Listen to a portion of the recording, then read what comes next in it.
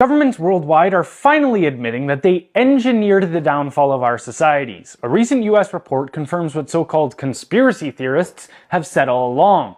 COVID likely came from a lab incident involving dangerous, taxpayer-funded research. They also went on to admit that the vaccines were recklessly rushed, skipping proper safety trials and led to significant harms, and said that schools were unscientifically closed, causing unprecedented learning loss and psychological damage to children.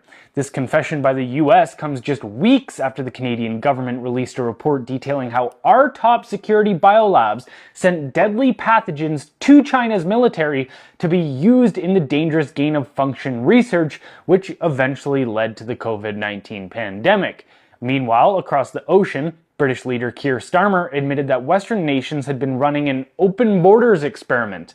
Mass migration wasn't some unavoidable crisis, it was a deliberate decision by world leaders. This isn't about governments failing to respond to unforeseen problems, it's about deliberate actions, one crime against humanity after another. In the past 5 years, they've funded and engaged in risky bioweapons research involving deadly pathogens with a hostile communist nation.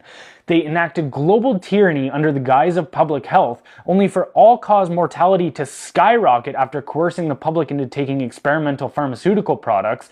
They pushed millions into poverty, crushed small businesses, expanded bureaucracy, and facilitated the largest upward wealth transfer in human history. They launched mass psyops to scapegoat and gaslight anyone who dared to dissent, tearing apart friends, families, and communities in the process.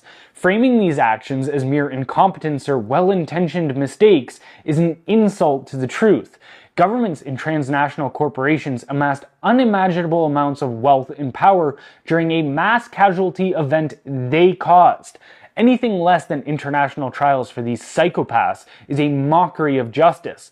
We cannot let those who lied, thieved, and tyrannized their way into societal destruction to bury their immense guilt in sanitized reports, only to continue ruling over us while collecting taxpayer-funded salaries. It's time we see real accountability. No more empty reports, no more political doublespeak. It's time we learn what justice looks like.